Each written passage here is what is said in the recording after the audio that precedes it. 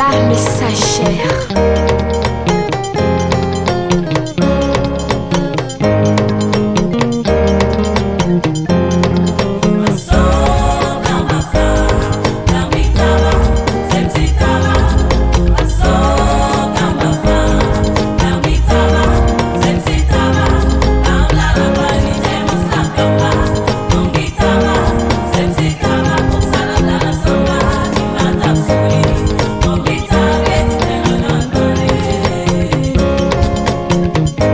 L'union fait la force, a-t-on coutume de dire. Et diviser demeure le meilleur moyen pour détruire. Cela n'est plus un secret, clin d'œil à notre histoire. Diviser pour mieux régner, le colon a emprunté ce couloir. L'unité est un pouvoir, heureux sont ceux qui l'ont compris. Un peuple uni a que la gloire, nombre d'entre eux n'ont pas péri. L'unité est une armure, le bouclier le plus sûr. Encore un clin d'œil à l'histoire.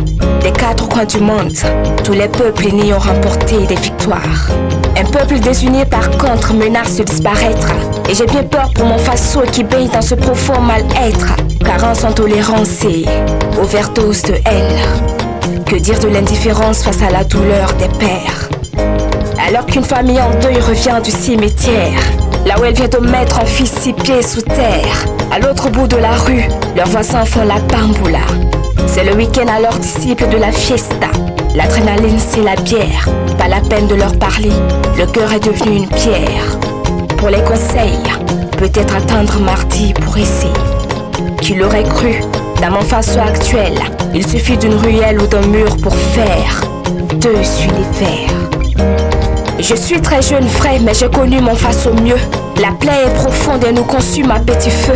Du virtuel au réel, notre pays prend feu. Les plus forts pointent des armes et les plus faibles vestent des larmes pour un oui ou un non. On dégaine une machette, trop de bruit autour de nous. Insensible face à tout, on s'enfonce dans l'abîme et notre intégrité perd de son charme.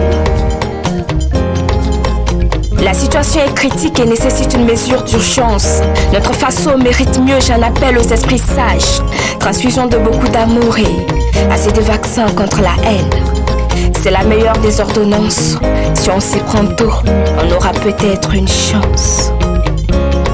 Je viens en paix pour ceux qui prennent tout de travers. Les mots que vous écoutez viennent tout droit de mon cœur. Écrit à l'encre de mon espoir, ce message m'est très cher.